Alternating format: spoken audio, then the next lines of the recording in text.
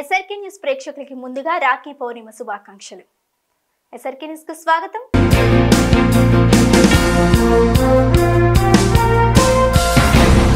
రాష్ట్రంలో పారిశ్రామికవేత్తలు సంపదని సృష్టిస్తున్నారని ఆంధ్రప్రదేశ్ ముఖ్యమంత్రి నారా చంద్రబాబు నాయుడు హర్షం వ్యక్తం చేశారు. తిరుపతి శ్రీ సిటీ బిజినెస్ సెంటర్లో పరిశ్రమల నిర్మాణానికి సోమవారం చంద్రబాబు శంకుస్థాపన చేశారు. అనంతరం పలు కంపెనీల సీఈఓలతో సోమవారం చంద్రబాబు సమావేశాలు నిర్వహించారు. ఇందులో భాగంగా చంద్రబాబు మాట్లాడుతూ పరిశ్రమల ద్వారా ప్రభుత్వానికి ఆదాయం వస్తుందని, ఆ ఆదాయం సంక్షేమానికి దోహదపడుతుందని అన్నారు. ప్రపంచంలో ఏ దేశానికి వెళ్లినా భారతీయులు కనిపిస్తారని, శ్రీ సిటీలో 8,000 ఎకరాలలో పారిశ్రామిక జోన్లు ఏర్పాటు చేస్తున్నట్లు చెప్పారు. ఒకే చోట 30 కంపెనీల ప్రతినిధులతో భేటీ అవ్వడం సంతోషంగా ఉందని అన్నారు. I started construction with PPP model. Today, I am very happy, day by day development has taken place. If you go to any country today, Indians are inevitable for any development. IT means Indian. For every 4 IT professionals in the world, 1 is Indian. Among Indians, out of 4, 1 is from Andhra Pradesh. That is the strength of Andhra Pradesh. That is the first mover advantage. All these things helped us today. Anybody will go to anywhere in the world, there is Indian. If you go to posh locality, there Indians are living. All these things are happened within 25 years' time. You are seeing Hyderabad today, one of the most livable city. In India, that is the best city today. That is the infrastructure we created. Coming to this area, I really appreciate Chairman Srin Raju and also Ravichandra Sannareddy. You have done very good work here. Around 8,000 acres of land. And also the way they have conceived the project, I am very happy. They have done extremely well. It is a unique project. As on today, around 8,000 acres. And also special economic zone, domestic tariff zone, free trade warehousing zone, and electronics manufacturing clusters. Everything they have established here. So far 220 companies they are able to mobilize here. That is an amazing work they have done. 30 countries are present here. It is a unique experience. Always we are talking about bring foreign investment, everything. This is one example where different countries, 30 countries are present in one premises. Here, various industries, automotive, electronics, FMCG, food processing, and various industries are located here. And also $4.5 billion investment. Export alone, nearly $4 billion. That is a very amazing experiment they have done. Global brands like Isuzu, Kobelco, Mandalja, PepsiCo, Kellogg's, Alstom, Foxconn, Colgate, Palmolive, and several more are all here. Always this area is very interesting area. One side Chennai, another side Nellore, Krishnapatnam, third side is Tirupati. These 3 places are also very important places. Chennai always 55 kilometers from here, one of the best urban infrastructure. And also we were all in Chennai once, Madras Presidency State. At that time Andhra Pradesh, even Karnataka, South India totally are in Chennai as the capital. And also Krishnapatnam, Nellore, you are having one of the best port. Chennai there is a port, Krishnapatnam there is a port. Tirupati, one of the best city emerging because of Lord Balaji, one of the most powerful God. I strongly believe it. Living God in this century. So these are all again very, very excellent land. Educational institutions, we can add some more for human resource development. All these things are available. So we wanted to work here to make one of the best economic zone you may not find anywhere. I want to create that. Equal to Shenzhen or better than that, all these things we are working in that direction. Even they have done very good work. They are able to recognize as on today IGBC golden rating. Sri City is on the track to upgrade now platinum by becoming entirely carbon negative. I told him just now welcoming. Whenever I come here, whenever I go anywhere, I am always evaluating critically. అన్నా క్యాంటీన్లు అభాగ్యుల పాలిట నేస్తాలు అని Guntur MP Pemmasani Chandrasekhar అభివర్ణించారు. Bus stand సమీపంలోని ఎన్టీఆర్ విగ్రహం వద్ద ఏర్పాటు చేసిన అన్నా క్యాంటీన్ ని ఎమ్మెల్యే నజీర్ అహ్మద్ తో కలిసి సోమవారం పెమ్మసాని పరిశీలించారు. ఈ సందర్భంగా వారు భోజనం వడ్డించి సామాన్యులతో కలిసి భోజనం చేశారు. చివరిగా మీడియాతో మాట్లాడుతూ చంద్రబాబు పక్కా ప్రణాళికలతో ముందుకు వెళుతున్నారని, ఉపాధి కోసం బయటకు వచ్చే వారికి అన్నా క్యాంటీన్లు ఉపయోగపడతాయని అన్నారు. కక్ష సాధింపు చర్యలతో గత ప్రభుత్వం అన్నా క్యాంటీన్లను తొలగించిందని ఆగ్రహం వ్యక్తం చేశారు. పార్టీ నాయకులు, కార్యకర్తలు, అభిమానులు ఈ కార్యక్రమంలో పాల్గొన్నారు. కూటమి ప్రభుత్వం ఏర్పడిన తర్వాత చెప్పినటువంటి మాట ప్రకారం గౌరవ ముఖ్యమంత్రి గారు మొదటి రోజునే పేదవాడి ఆకలి తీర్చడానికి ఒక వినూత్న మంచి కార్యక్రమాన్ని తీసుకొని 5 రూపాయలకే పేదవాడి పొట్ట నింపేటువంటి అన్నా క్యాంటీన్లు స్థాపించడం, పెద్ద ఎత్తున రాష్ట్రంలో 103 సెంటర్స్లో ఈ కార్యక్రమాన్ని తీసుకొని ప్రతి చోట కూడా 350 మందికి భోజనం పెట్టేటు కార్యక్రమం. ముఖ్యంగా 26,500 ఒక్కొక్క క్యాంటీన్ ఖర్చు వస్తూ ఉంది. గత ప్రభుత్వం మేము అందరం కూడా చూసాం. ఇటువంటి మంచి కార్యక్రమాన్ని కూడా కేవలం కక్ష సాధింపు ధోరణితో, కక్షపూరిత రాజకీయ ధోరణితో అన్నా క్యాంటీన్లు మూసివేసి పేదవాడి పొట్టకొట్టినటువంటి నాయకుడు జగన్మోహన్ రెడ్డి గారైతే ఎంత కష్టమైనా పేదవాడి ఆకలి తీర్చాలనే ఆలోచనతో ఇటువంటి కార్యక్రమాలను తీసుకొని ముందుకు సాగుతున్నటువంటి నాయకుడు చంద్రబాబు నాయుడు గారు ఈరోజు కేవలం ప్రభుత్వమే కాదు, కార్పొరేట్ సంస్థలు కూడా ముందుకొచ్చి పెద్ద ఎత్తున ఈ కార్యక్రమంలో భాగస్వాములు అవుతున్నటువంటి పరిస్థితులు. ముఖ్యంగా అక్షయ పాత్ర వారు కూడా ఎంతో చొరవతో ఇటువంటి స్కీమ్ని ముందుకు తీసుకుని వెళ్ళడానికి ప్రయత్నిస్తూ ఉన్నారు. రాబోయేటువంటి రోజుల్లో మరొక 100 క్యాంటీన్లు ప్రారంభించి రాష్ట్రంలో ఏ పేదవాడు కూడా పస్తులు ఉండేటువంటి కార్యక్రమం కాకుండా ప్రతి ఒక్కరు కూడా ప్రభుత్వం ఉంది అని భరోసా కల్పిస్తూ అన్నా క్యాంటీన్ల ద్వారా భోజనం పెట్టేటువంటి కార్యక్రమాన్ని తీసుకోవడం జరుగుతూ ఉంది. ఈరోజు గౌరవ కేంద్ర మంత్రివర్యులు పెమ్మసాని చంద్రశేఖర్ గారు, అలాగే రాజేంద్ర ప్రసాద్ గారు, ముఖ్యంగా రాజేంద్ర ప్రసాద్ గారు అంటే ఈ ప్రాంతంలో ప్రతి ఒక్కరికి, ఎందుకంటే డెల్టా ప్రాంతంలో అనేక సంవత్సరాల క్రితం పేదవారి కోసం, జీవనోపాధి కోసం ఒకే ఒక సంస్థ ఉందనే ఆలోచన ఉన్నప్పటి నుంచి ఈరోజు గుంటూరు అభివృద్ధి చెందుతున్నప్పుడు కూడా అదే సంస్థ కాంటినెంటల్ కాఫీ అనేది ఫేమస్. మంచి కార్యక్రమాలు తీసుకొని సిఎస్ఆర్ ఫండ్స్ ఇస్తామని ముందుకు రావడం, మా పెమ్మసాని చంద్రశేఖర్ గారి దాన్ని చొరవ తీసుకోవడం, ఇవన్నీ కూడా totally overall development of the Guntur is going to be happen. It's very happy thing. Definitely you are going to support all this. ఈరోజు మొదటగా సిసిఎల్ రాజేంద్ర ప్రసాద్ గారిని పరిచయం చేయాలి మీ అందరికీ. ఆయన మన ప్రాంతంలో తెనాలి మన గుంటూరు మధ్య సిసిఎల్ ప్రోడక్ట్స్ అని పెద్ద కాఫీ కంపెనీ. ఒకప్పుడు ఎవరికి కాఫీ గురించి తెలియని రోజుల నుంచి కాఫీ పెట్టి ఈ రోజున అత్యధికమైనటువంటి వేల కోట్ల రూపాయలు ఇంటర్నేషనల్ మనీని ఇండియాకి తీసుకువచ్చి ఉపాధి కల్పిస్తూ కాఫీని ఒక ప్యాషన్గా చేస్తూ ఇంకా ఎక్స్పాండ్ చేస్తూ ఉన్నారు. అవి చేయటమే కాకుండా సమాజ సేవలో పూర్తిగా ఇన్వాల్వ్ అయిపోయి ఉన్నారు. ఆ ఉద్దేశంలో భాగంగా మన గుంటూరు పార్లమెంటులో లార్జ్ సిఎస్ఆర్ ప్రాజెక్ట్స్ తీసుకునే విధంగా కలవడం జరిగింది. తప్పనిసరిగా కొన్ని రోజుల్లో మేము అనౌన్స్ చేస్తాం ఏంటి వాళ్ళు చేసేవి అనేది. అయితే ఈరోజు ఇట్లా వెళ్తూ ఉంటే సర్ప్రైజ్గా అన్నా క్యాంటీన్లో ఆగితే పేదలకి ఎలాంటి భోజనం జరుగుతుందో చూద్దామని వచ్చాము మేము. ఇది యాక్చువల్గా సర్ప్రైజ్గా. మరి ఇప్పుడు చూస్తే 5 రూపాయలకి కాఫీ టీ తాగాలంటే కూడా 20 రూపాయలు అయ్యేటువంటి ఈ రోజుల్లో రూపాయలకి కడుపు నిండా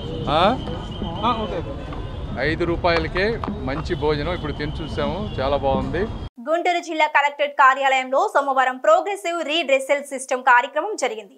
ప్రజా సమస్యల పరిష్కారం కోసం నిర్వహించిన ఈ కార్యక్రమానికి జిల్లా నలుమూలల నుండి బాధితులు భారీ సంఖ్యలో తరలివచ్చి కలెక్టర్ నాగలక్ష్మి ప్రజల నుండి ప్రజా ఫిర్యాదులను స్వీకరించారు. తమ దృష్టికి వచ్చిన సమస్యలను నిర్దేశించిన గడువులకు పరిష్కరించాలని ఈ సందర్భంగా అధికారులకి కలెక్టర్ ఆదేశాలు జారీ చేశారు. కలెక్టర్ గారిని కలవాలనే ఉద్దేశం ఏంటి అంటే, కొలకలూరు గ్రామ పంచాయతీ కింద నిధుల దుర్వినియోగం అనేది ఎంతో కాలం నుంచి జరుగుతూ ఉంది. 2021లో ఎప్పుడైతే పంచాయతీ బాధ్యతలు సేకరించినటువంటి చొప్రా ప్రీతి గారు పరిపాలన సాగిస్తూ ఉన్నారు, వారు అకౌంటబిలిటీ లేకుండా డబ్బును విచ్చలవిడిగా సొంత ఖజానాకు నింపుకునే విధంగా ఖర్చు చేస్తూ ఉన్నారు. గతంలో 2022 సంవత్సరంలో ఇలాంటి నగదు రూపంలో చెల్లింపులు చేస్తూ అకౌంటబిలిటీ లేకుండా ఒకసారి వారు చెక్ పవర్ను పోగొట్టుకున్నారు. అదేవిధంగా 2023 సంవత్సరంలో కూడా వారు చెక్ పవర్ను పోగొట్టుకోవడం జరిగింది. అది కూడా 98 లక్షలకు నగదు రూపంలో చేసి ఇలా పదే ప్రభుత్వ ఖజానాకు అకౌంటబిలిటీ లేకుండా నగదు రూపంలో కొన్ని కోట్ల రూపాయలను వారు ఈ రోజుకి నిధుల దుర్వినియోగానికి పాల్పడ్డారు. దీని మీద గ్రామస్తులందరూ కూడా చర్చించుకొని దీనికి ఒక పరిష్కారం ఉండాలి, ఖచ్చితంగా మనం కలెక్టర్ గారి దృష్టికి తీసుకెళ్ళి గ్రామ పంచాయతీ నిధులను ప్రజలకు ఉపయోగించేలాగా అకౌంటబిలిటీ ఉండేలాగా మనం చర్య తీసుకునేలాగా వారి దృష్టికి తీసుకువెళ్ళాలనే ఉద్దేశంతో మేమంతా కూడా కలెక్టర్ కార్యాలయానికి వచ్చి కలెక్టర్ మేడం గారికి అర్జీని సమర్పించి దీని మీద ఎప్పుడైతే వాళ్ళు 2021లోకి రూలింగ్లోకి వచ్చారో పంచాయతీ కింద ఈ రోజు వరకు కూడా పంచాయతీకి ఎన్ని కోట్ల రూపాయల నిధులు వచ్చాయి, ఆ నిధులను ఏ విధంగా ఖర్చు చేశారు, అకౌంటబిలిటీ చూపించింది అంతా, అకౌంటబిలిటీ లేకుండా నగదు రూపంలో చూపించింది అంతా, మిగులు బడ్జెట్ ఎంత ఉంది అనేటువంటి విషయాన్ని గ్రామస్తులందరి దృష్టికి కూడా తీసుకెళ్ళాలి. ప్రజాస్వామ్యంలో ఖచ్చితంగా ప్రజల డబ్బు ప్రజలకి ఉపయోగపడాలి, తద్వారా అందరికీ కూడా మేలు చేకూరాలి కొలకలూరు గ్రామ ప్రజలకు అనే ఉద్దేశంతో భవిష్యత్తులో మరే పంచాయతీకి మనకి ఇటువంటి దుస్థితి రాకుండా పంచాయతీ బాధ్యతలు స్వీకరించే సర్పంచులు కూడా ప్రజలకు జవాబుదారీతనంగా ఉండి ప్రభుత్వ ఖజానాను ప్రజలకు ఉపయోగించేలాగా అభివృద్ధి చెందేలాగా ముందుకెళ్లాలనే ఉద్దేశంతో మేము ముందుకెళ్తా ఉన్నాం. ఈ రోజున మేడం కలెక్టర్ గారికి అర్జీని సమర్పించి పరిస్థితులను వివరించి దీని మీద ఒక సమగ్ర నివేదికను మాకు అందించవలసిందిగా వారిని వేడుకోవడం జరుగుతుంది. ఈ 392/164లో ఈ సర్వే నెంబరు గ్రామ కంటకంగా ఉందండి. ఇది మా తాతయ్య గారు ఆస్తి అండి, పూర్వార్జితం అండి మా తాతయ్య గారిది. మేము దీని మీద ప్రయత్నం చేసి కలెక్టర్గా గవర్నర్ గారి ఫేషియో నుంచి డిస్ప్యూట్ ఇచ్చారండి మాకు గత కాలంలో. గత 5 సంవత్సరాల నుంచి 2018 నుంచి కూడా ఈ స్థలం డిస్ప్యూట్లో ఉందండి. మేము ప్రయత్నం చేస్తున్నామండి. మాకు వ్యతిరేకంగా ప్రయత్నం చేస్తున్నటువంటి ఈ స్థలము అన్నదమ్ములు భాగాలు ఉన్నాయండి. ఆ భాగాల్లో మా మామయ్య ఒక్కడే ఒక ఇంటి స్థలానికి పిల్లోట్ల బాబురావు అని అతను వేసుకున్నారండి. దాని మీద మేము క్వశ్చన్ చేసామండి. మమ్మల్ని 5 సంవత్సరాల నుంచి హెరాస్మెంట్ చేస్తూ మా మీద ఎలిగేషన్స్ తీసుకొస్తూ మమ్మల్ని ఇబ్బంది పెడుతూ, మా అమ్మ హార్ట్ పేషెంట్ అండి, చాలా ఇబ్బంది పెడుతున్నారు మమ్మల్ని ఆ ఊర్లో కూడా ఉండకుండా ఎవరిని సాంఘిక వివక్షత చూపిస్తున్నారండి. ఎవరికి చెప్పుకోవాలి అర్థం కావట్లేదు. 6 సంవత్సరాలు నా తల్లి నేను ఎంతో స్టంట్ పడిందండి, ఎంతో బాధపడ్డాం మేము. కానీ పోలీస్ కేసులు పెట్టాం, మాకు ఎక్కడ జరిగిన న్యాయం జరగట్లేదు. కౌంటర్ స్టేట్మెంట్ ఇస్తున్నారండి. కానీ ఇప్పుడు కూడా 6 సంవత్సరాల నుంచి గవర్నర్ నా ప్రాణాలకు తెగించి గవర్నర్ ఫేషియోకి వెళ్ళి లెటర్ తీసుకొచ్చానండి. కలెక్టర్ గారు కూడా డిస్ప్యూట్లో పెట్టారండి. 2018 నుంచి ఆ స్థలం డిస్ప్యూట్లో ఉందండి. మాకు తెలియకుండా వాళ్ళు వెళ్ళి రీసెంట్గా వెళ్ళి వాళ్ళు రిజిస్టర్ చేయించుకున్నారండి, ఇంటి పన్ను తీసుకున్నారండి ఆఫ్టర్ డిస్ప్యూట్ ఆఫ్ గవర్నర్ ఫేషియో. ఇప్పుడే మా అమ్మని అసలు ఊర్లో కూడా ఉండట్లేదండి. సాంఘిక వివక్షత చూపించి ఎక్కడ అది మాకేం లేదండి. సాంఘిక వివక్షత చూపించి మా మావయ్యోళ్ళు గ్రూపులుగా ఉన్నటువంటి ఊర్లో ఉన్నటువంటి పెద్ద నాయకులు అని చెప్పుకొని అసాంఘిక శక్తులతో కలిసి ఇప్పుడు ఆ పార్టీ ఈ పార్టీ అని చెప్పేసి మా అమ్మకి కనీసం పాలు కూడా ఇవ్వట్లేదండి. మేము వరకు చెప్పుకున్న పోలీస్ కంప్లైంట్ పెట్టిన ఫ్రెండ్లీ పోలీసులాగా మా మీద కౌంటర్ స్టేట్మెంట్ ఇస్తున్నారండి. మేము బ్రతకాలో చావాలో అర్థం కావట్లేదండి. దయచేసి ఆ ఇంటి పన్నును ఆపండి, ఇంటి పన్నును ఆపమని ఇచ్చారండి. అది కూడా అన్నీ మాకు రికార్డెడ్గా ఉన్నాయండి. సమస్యల పరిష్కారం కోసం ప్రజలు ఇస్తున్న అర్జీలకు శాశ్వత పరిష్కారం చూపించాలని జీఎంసీ కమిషనర్ పులి శ్రీనివాసులు ఆదేశించారు. నగరపాలక సంస్థ కార్యాలయంలో సోమవారం ప్రోగ్రెసివ్ రీడ్రెసల్ సిస్టమ్ కార్యక్రమం జరిగింది. ఈ సందర్భంగా ప్రజలు తమ సమస్యలతో కూడిన అర్జీలను కమిషనర్ కి అందజేసి సమస్యలు పరిష్కరించాలని కోరారు. మొత్తం 35 ఫిర్యాదులు అందాయని, ఆ సమస్యలకు ముందు పరిష్కారానికి తరువాత ఫోటోలు అధికారులు అప్లోడ్ చేయాలని చెప్పారు. ఈ వారంలో వచ్చిన సమస్యల పురోగతిపై వచ్చే వారం నివేదికను అందజేయాలని ఆదేశించారు. తెనాలికి చెందిన మల్లికార్జున నాయుడు దుర్గమ్మ దంపతులకి జిల్లా కలెక్టర్ నాగలక్ష్మి ముద్రా లోన్ చెక్కును అందజేశారు. స్టీల్ దుకాణం ఏర్పాటు కోసం లోన్ ఇప్పించాలని ఆ దంపతులు చంద్రబాబు కార్యాలయంలో విజ్ఞప్తి చేశారు. ఈ నేపథ్యంలో బ్యాంకు నుండి అనుమతి పొంది ముద్రా లోన్ చెక్కుని కలెక్టరేట్ కార్యాలయంలో సోమవారం ఆ దంపతులకి కలెక్టర్ అందజేశారు. ఇందులో భాగంగా lead bank manager Mahipal Reddy మాట్లాడారు.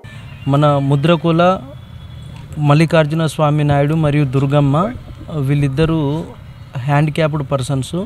వీళ్ళు చీఫ్ మినిస్టర్ ఆఫీస్ దగ్గరికి వెళ్ళేసి ఆర్థిక సహాయం కోసం వాళ్ళు స్టీల్ వ్యాపారం చేసుకుంటున్నారు. తెనాలి వాస్తవ్యులు ఆర్థిక సహాయం కోసం సీఎంఓలో రిక్వెస్ట్ పెట్టుకుంటే అర్జీ పెట్టుకుంటే మనకి ఏడి డిజేబుల్డ్ వెల్ఫేర్ మేడం ద్వారా లీడ్ బ్యాంక్ ఆఫీస్కు ఫార్వర్డ్ చేయడం జరిగితే తెనాలి యూనియన్ బ్యాంక్ వారు 50,000 రూపాయలు ఆర్థిక సహాయం వాళ్ళ స్టీల్ షాప్ నిర్వహణ కోసం వర్కింగ్ క్యాపిటల్ లోన్ కింద శాంక్షన్ చేయడం జరిగింది.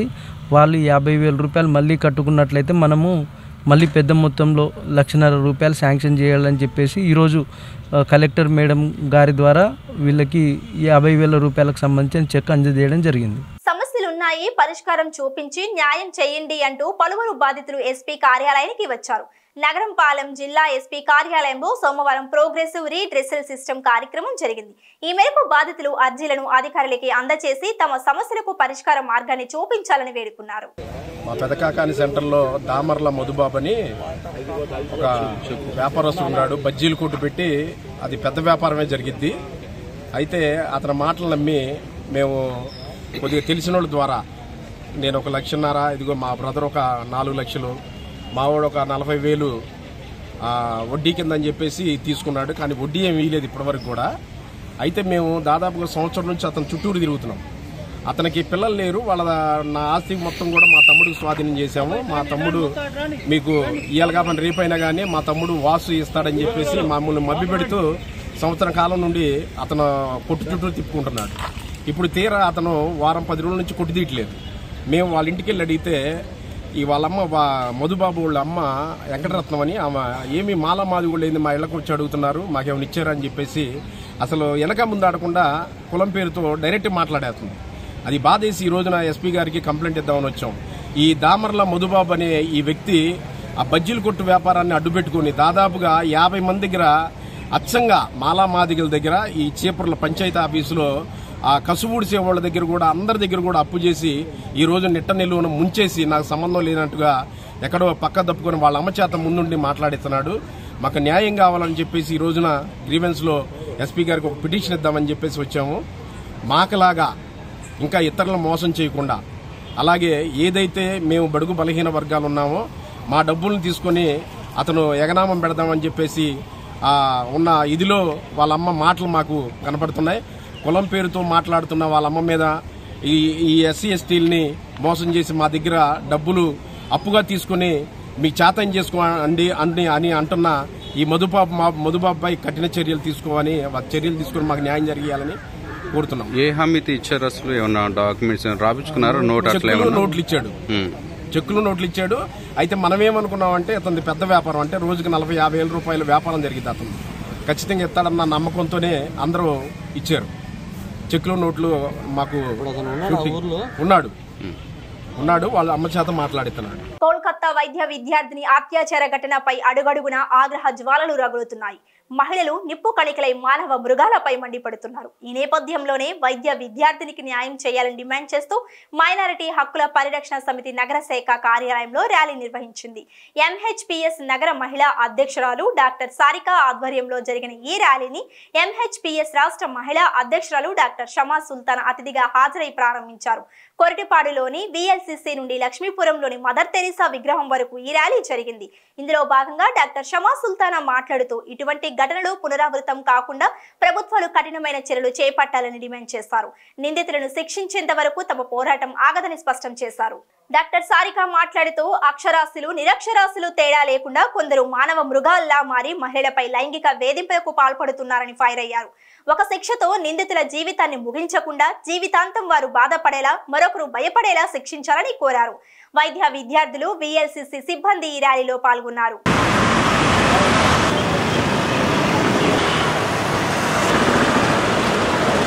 నిందితులకి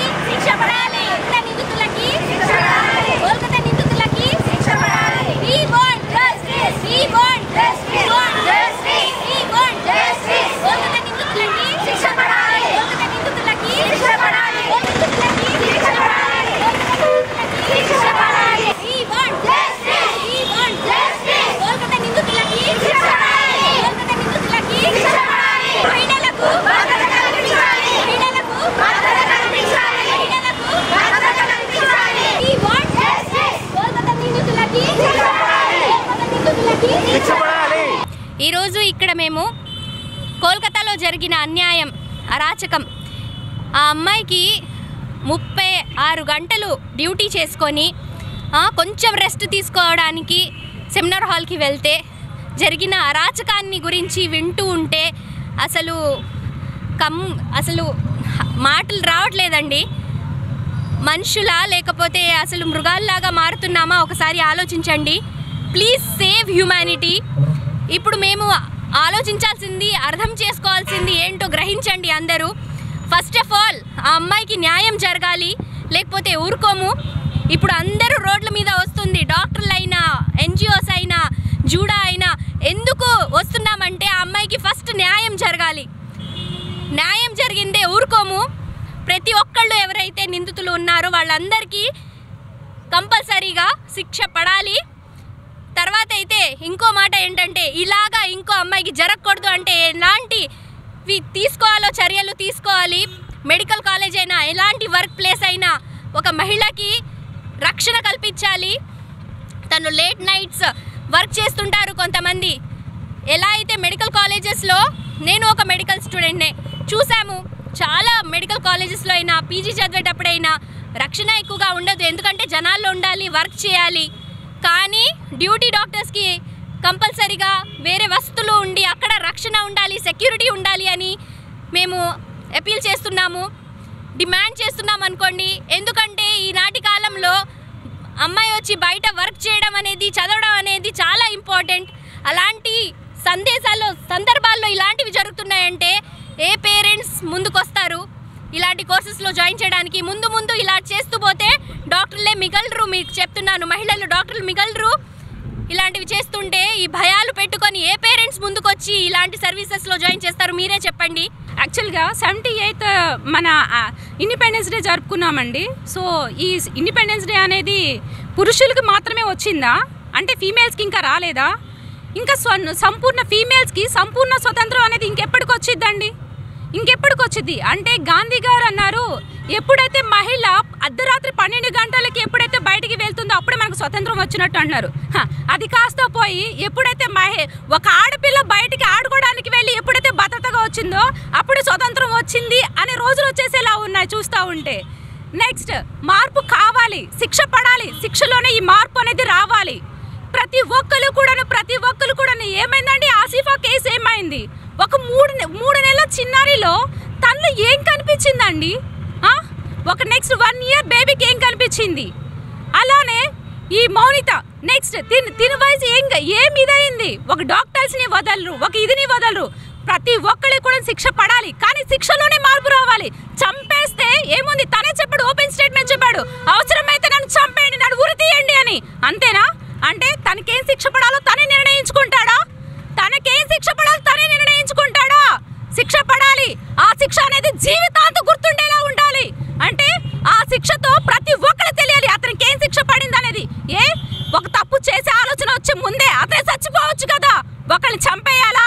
ఒకరిని చంపేసి నన్ను చంపేయండి అనే మాట మాట్లాడాలా? కాదు.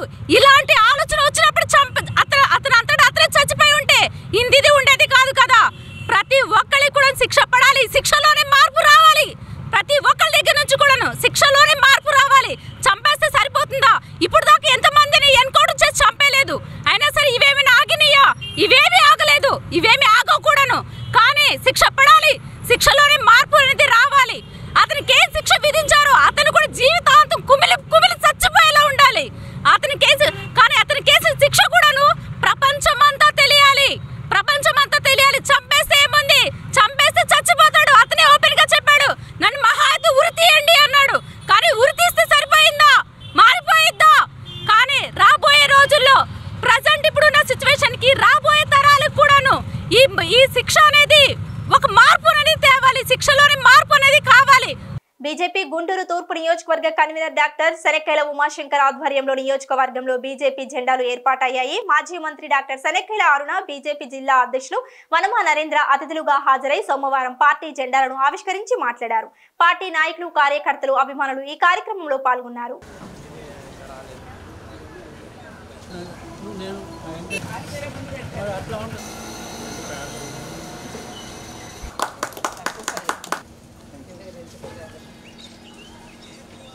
భారతీయ జనతా పార్టీ 7వ మండలం అధ్యక్షులు రమణ గారి ఆధ్వర్యంలో ఈరోజు కన్నికాపరమేశ్వరి అమ్మవారి గుడి దగ్గరలో భారతీయ జనతా పార్టీ జెండాను ఆవిష్కరించడం, రాఖీ పౌర్ణమి సందర్భంగా ఈ జెండా ఆవిష్కరించినందుకు అందరికీ శుభాకాంక్షలు తెలియజేస్తూ ఈ యొక్క కార్యక్రమం ద్వారా ఈ జెండా అనేది పార్టీ గుండెకాయ లాంటిది. మరి గుంటూరు నగరంలోనే కన్నికాపరమేశ్వరి అమ్మవారి గుడి ఎంతో ప్రతిష్టగాంచింది. కానీ సంగడగుంట ఈ ఏరియా ఏడుగురుడు అంతా కూడా చాలా విశిష్టమైనది. గతంలో కూడా భారతీయ జనతా పార్టీకి చాలా గట్టిగా కార్యకర్తలు అందుతున్నారు. మరి ఇలాంటి ప్రాంతంలో జెండా ఆవిష్కరణకి చేసిన రమణ గారికి ప్రత్యేక అభినందనలు తెలుపుతూ ఈ కార్యక్రమంకి ముఖ్య అతిథులుగా విచ్చేసి జెండా ఆవిష్కరించిన రమణ గారికి కూడా ప్రత్యేక శుభాభినందనలు తెలియజేస్తారు. 7వ మండలం బీజేపీ పార్టీ నాయకులందరికీ కూడా రాఖీ పౌర్ణమి శుభాకాంక్షలు. అట్లాగే మా అధ్యక్షుల వారికి శుభాకాంక్షలు తెలియజేస్తూ ఉన్నాను. నరేంద్ర గారికి శుభాకాంక్షలు తెలియజేస్తూ ఉన్నాను. భారతీయ జనతా పార్టీకి నడిబొడ్డునున్నటువంటి ఈ యొక్క 7వ మండలం ఆయువు పట్టు లాంటిది. ఖచ్చితంగా వచ్చే ఎన్నికల్లో కార్పొరేటర్గా కానీ, మేయర్గా కానీ, ఎమ్మెల్యేగా కానీ మా భారతీయ జనతా పార్టీ అఖండ విజయంతో గెలుస్తుందని కూడా నేను తెలియజేస్తాను. ఈ వార్తలు ఇంతటితో సమాప్తం. నమస్కారం.